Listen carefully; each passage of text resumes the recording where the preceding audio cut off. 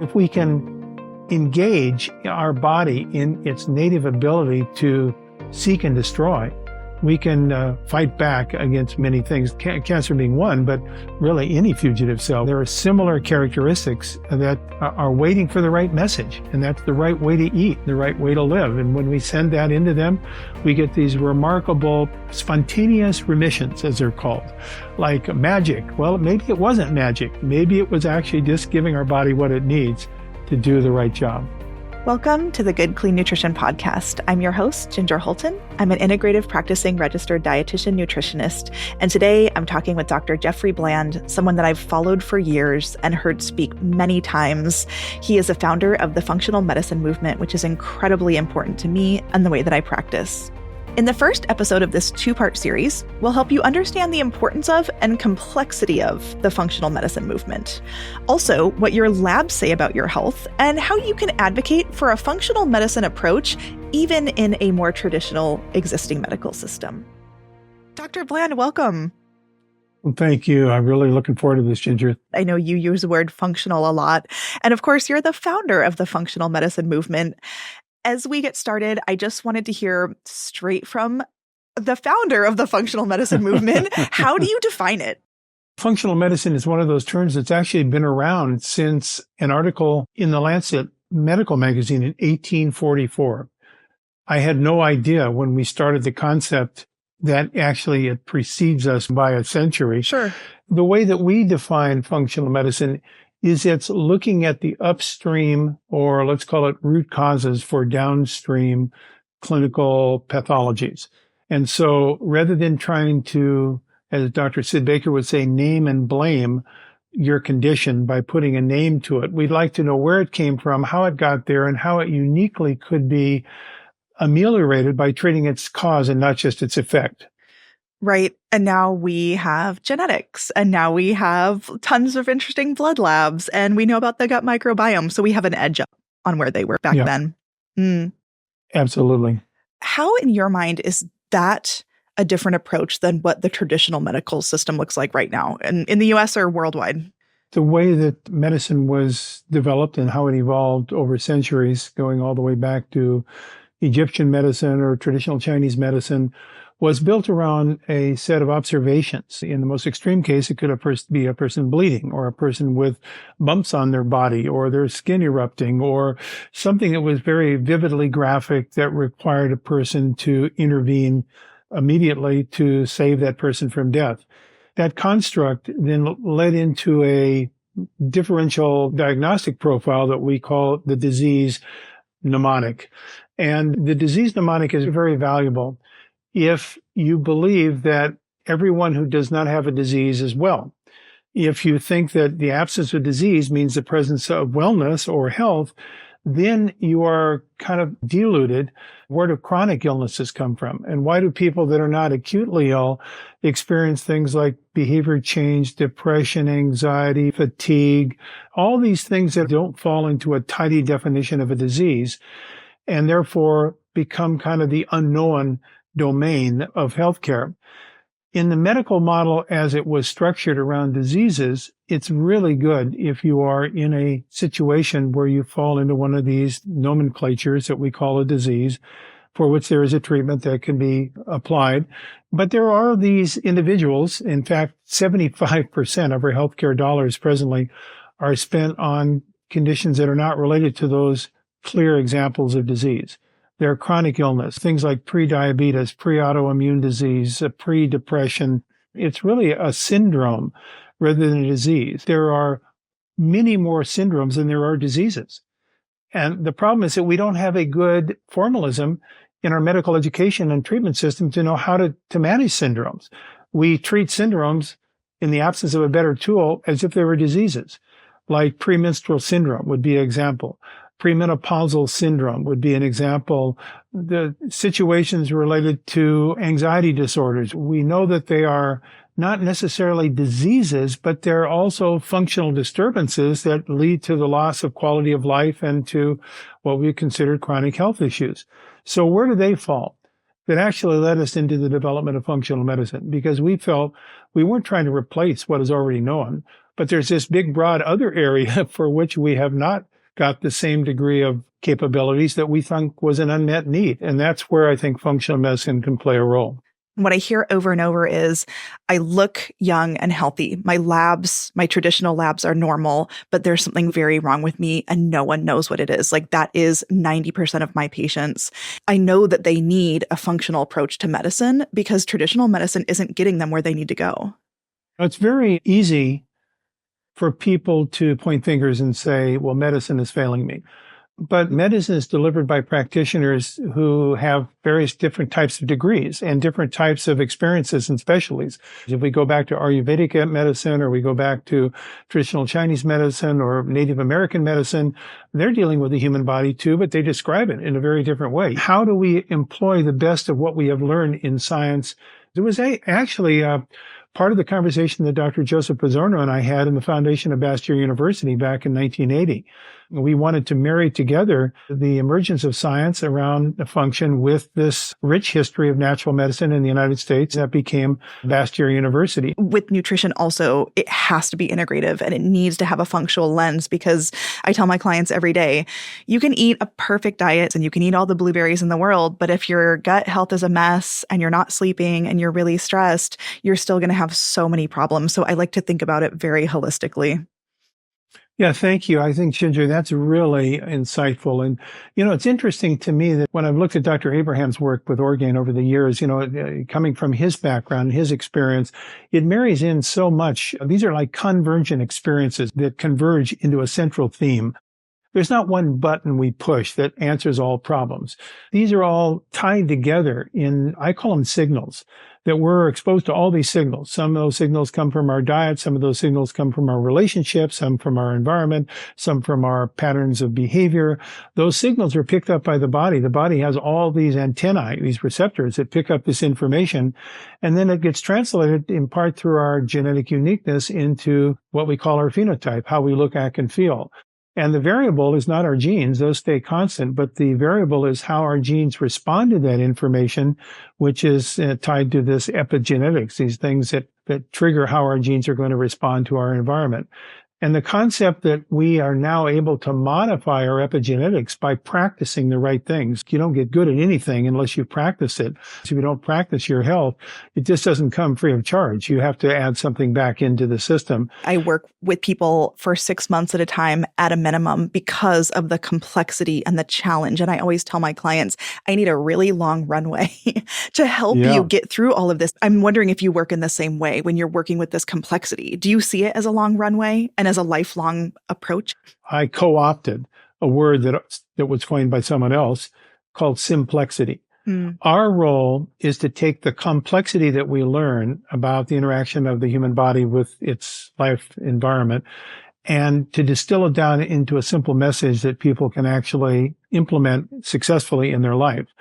You can't just say to them, in 30 years, you're going to be much healthier by doing this. You've got to have some more immediate payoff. We call that felt state. What's the felt state that individual will feel so it reinforces their commitment and their continuation of staying on that program?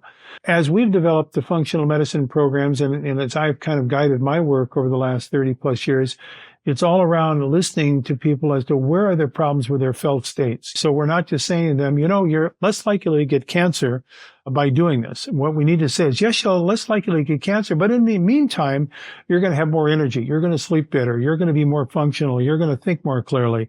And those are the things that they kind of reinforce a compliance or a commitment to staying on the program.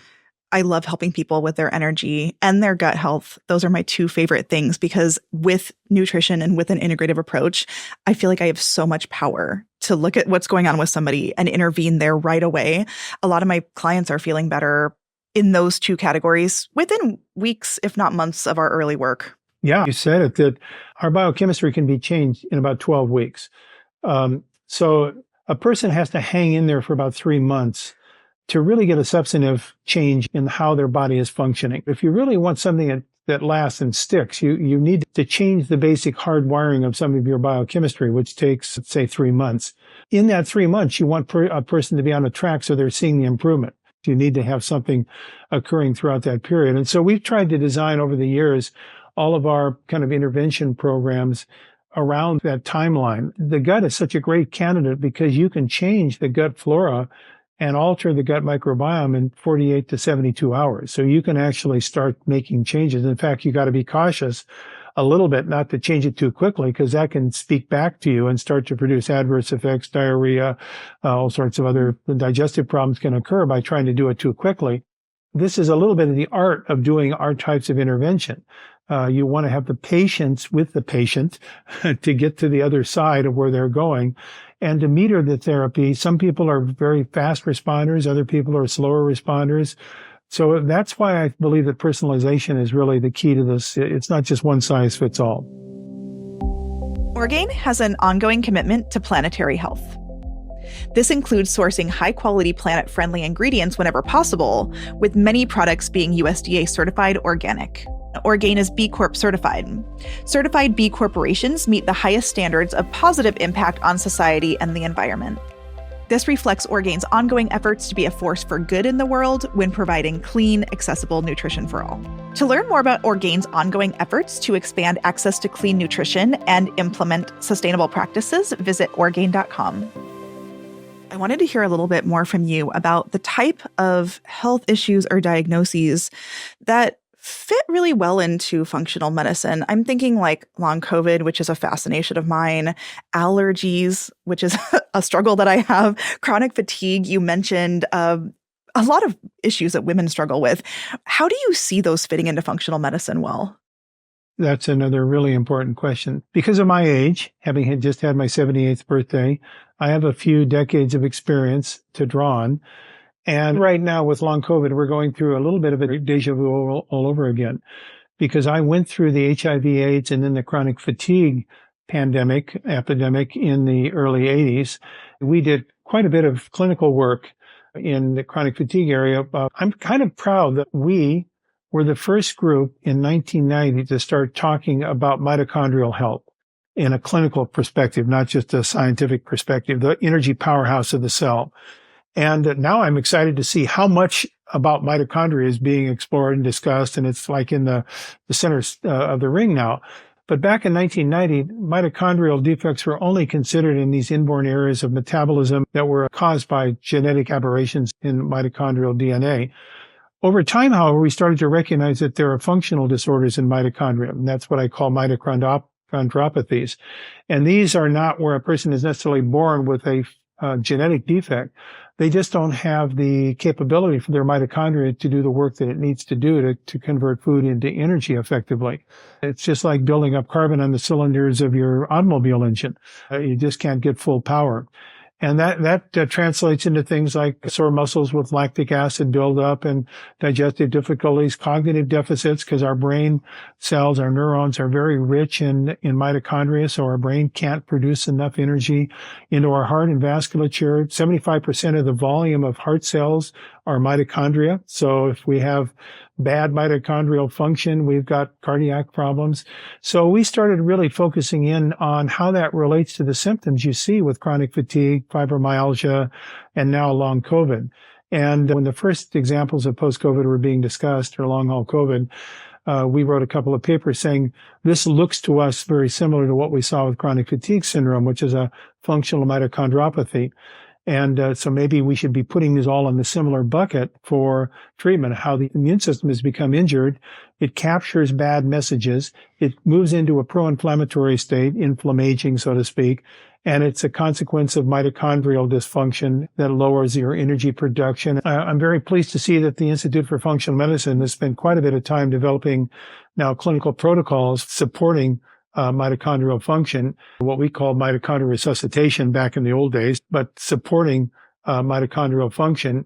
And diet plays a very important role, as do selective nutrients within that, coenzyme Q10, N-acetylcysteine, glutathione, the whole family, N-acetyl.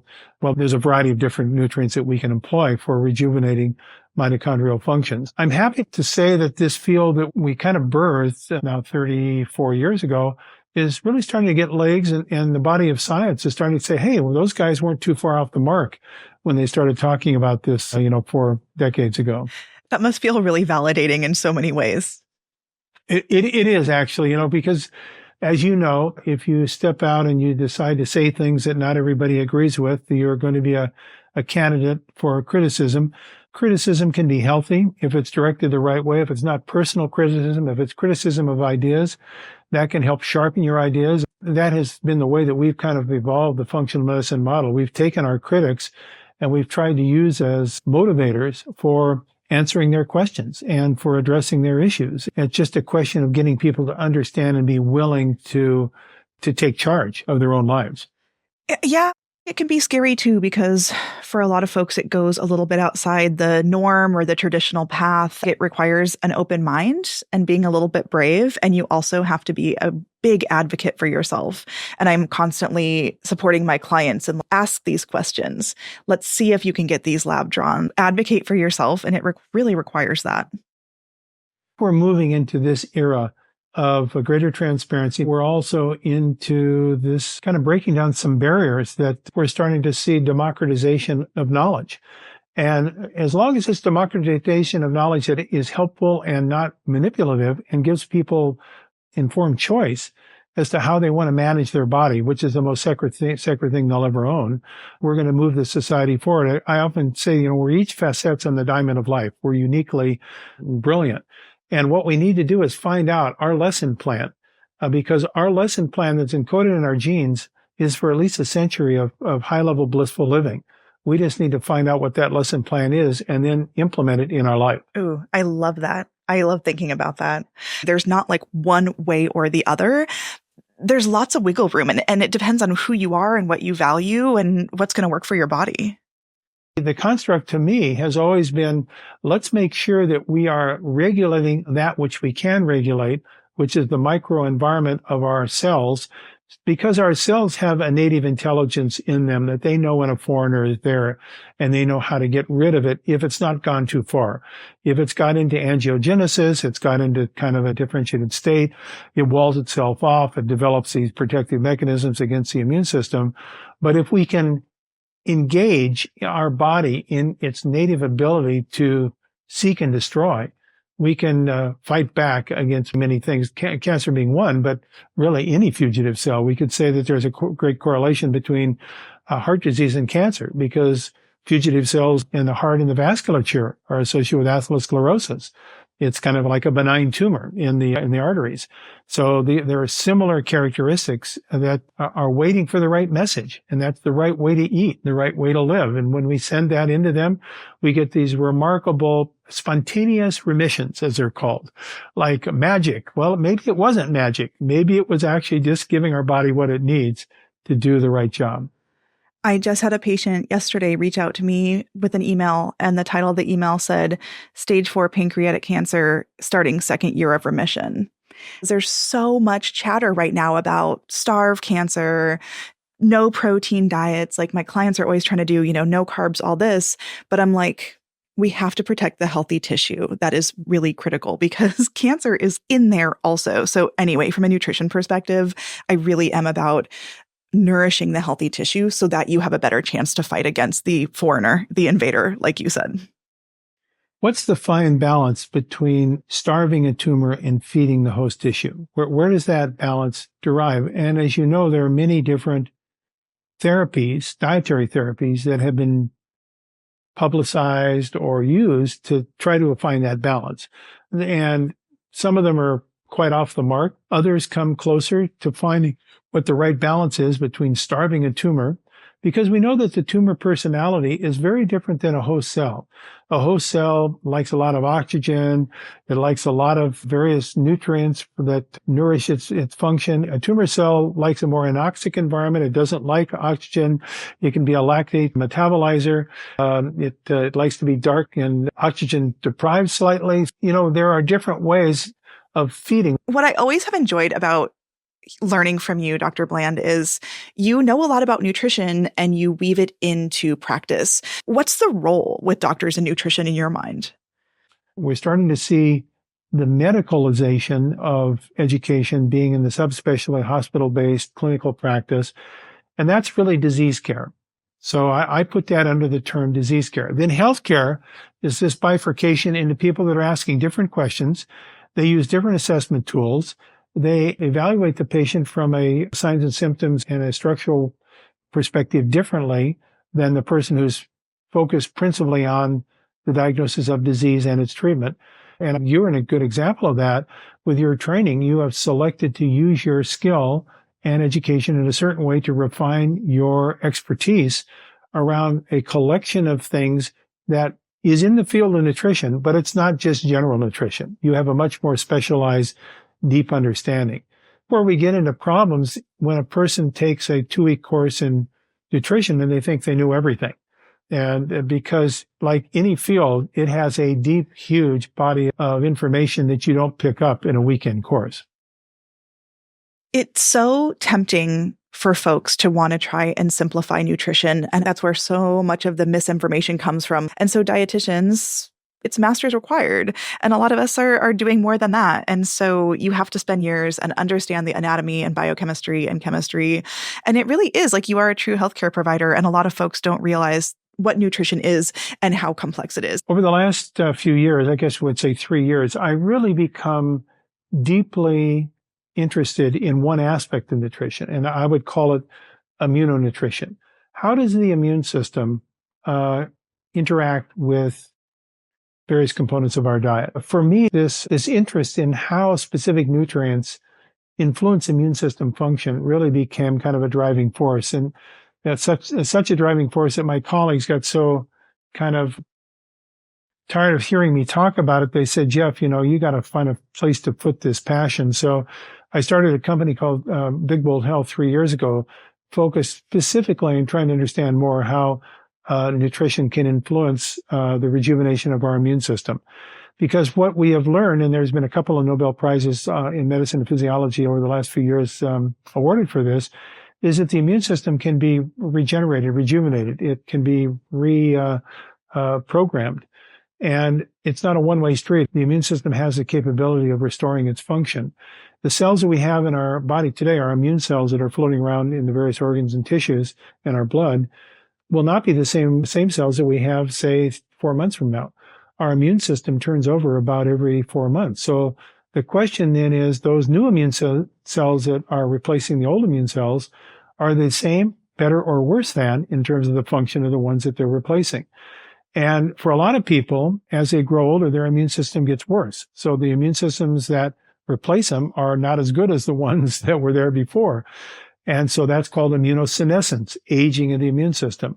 Well, now we know that you can reverse immunosenescence. You can shorten or reduce the biological age of the immune system. And in fact, we just completed a clinical trial looking at the effect of specific dietary components on immune cell aging over the course of 90 days.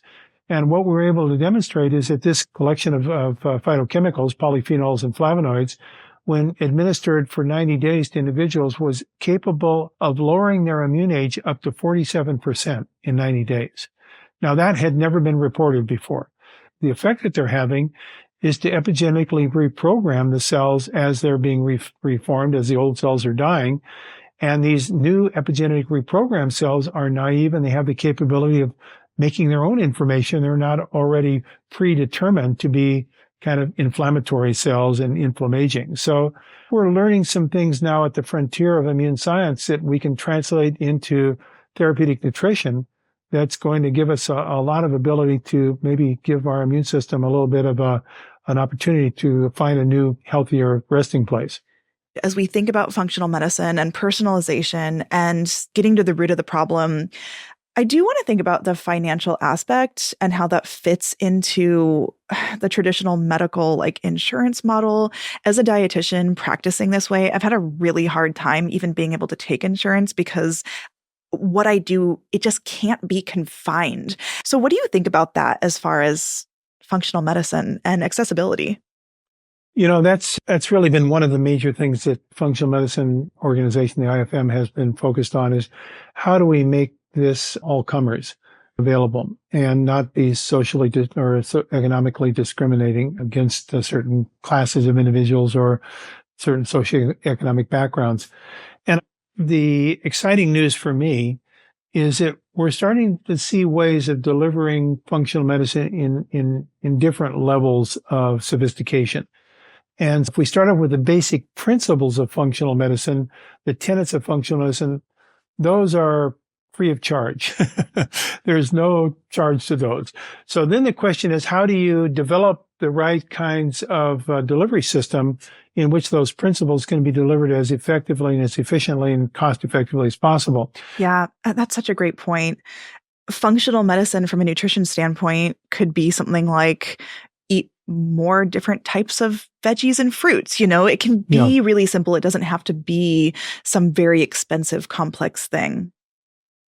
Yeah. What we have found, interestingly, is that when you sit down and you talk with a person, just as you and I are doing, it enhances then the person's commitment to be part of their own trial. So how do you want that experiment called your life to be operating? And once we go through that and show them there's some simple things we can do to get started so that they become the ownership of their life rather than the victim of their life, it changes the communication and the languaging. From a functional medicine aspect, and I know it's hard to generalize to the average person, but let's say just an adult, what kind of labs do you want to be looking at just like annually from a functional medicine perspective? Can you give some examples? Well, I would say the labs should be indicative of the major levers that change our physiology. And so we'd start with blood sugar, right, as being right at kind of the head of the list. So it's not just fasting glucose alone. Probably something like A1C would be really a desirable determinant because it tells you what your average blood sugar is over the course of 120 days of your red cell. You want to have a fasting triglyceride. That's a surrogate marker for how your body's handling fats. And so you don't want your blood triglycerides to be high on a fasting sample. So I would add that.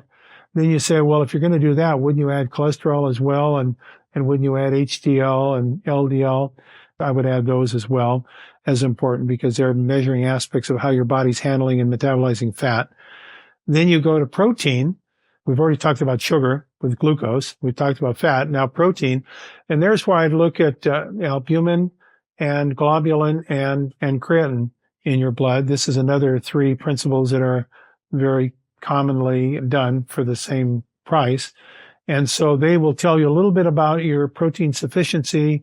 Your blood urea nitrogen is another very common analyte that ties in part to your protein level and metabolism. So the combination of albumin, globulin, and total protein and blood urea nitrogen, those 4 analytes are helpful on the protein side. Then the last one in the simple test would be something related to the B complex side. And there's where your hematology, when you get a complete blood count with differential, it'll measure your mean size of your red blood cells. And that is tied to your B12 and folate status. And so you kind of get that free of charge, and you might want to do more differential tests, but that's kind of a surrogate screening test. So those to me are kind of a good place to start because they're in all standard blood screens and they're very inexpensive. Yeah, that's a great point. And, a lot of them are just going to be something that should be drawn annually. A lot of my clients that are in their 20s or 30s, I see them getting written off and not getting those standard tests. And I tell them you should advocate to get these because then at least you'll have a baseline. The biggest takeaway is not what you get on one test. The biggest takeaway is the trending of your tests over time, because you may have some people that have low values, but that's just the way they are. And they live out to be very healthy with those low values forever. Or there may be people that have high values that live out being very healthy, but the person who goes low to high or high to low, it's all jumping around. Those are the ones that have metabolic instability, and they are the ones that get sick and have problems. Oh my gosh, I'm forever giving my clients homework to go find their old labs and get them all together so we can look at trends. People have different opinions about vitamin D, but like these borderline labs or, labs that some say normal is 30, some say normal is 20, I really struggle there. Vitamin D example is a really good one because we would want to tie that a little bit to the clinical picture that patient had. Does a patient get out in the sun? Does the patient, are they robust? Do they have immune problems? Do they get everything that comes around? All these things that we want to ask to give more information about their vitamin D status and how it influences their health. That's the kind of interrogation that we in our field, with your skill, do that is often not done by a person that's just looking for a disease. If you're looking for rickets, all you need is just a number. If you're looking for health relative to vitamin D, you need a lot more information. Well, Dr. Bland, I do want to do a deeper dive into a very important functional health topic, which is women's health. And that has historically been underfunded, not supported enough, in my opinion, and I believe in yours. So I do want to talk about that nutritionally and how we think about it more holistically. And then I want to go into a deep exploration of the immune system, which I know you and I are both obsessed with. So we will definitely pick up there on the next episode. Our show is sponsored by Orgain and produced in collaboration with Large Media. That's LARJ Media. Thanks for listening to this episode of the Good Clean Nutrition Podcast. To stay up to date on the latest podcast episodes, be sure to follow. If you like this podcast, I'd love for you to let me know. You can rate and review this show on Spotify and Apple Podcasts, or you can give us a thumbs up on YouTube if you're watching right now. I'm Ginger Hultin. You can find me online at gingerhultin.com. Thanks so much for listening.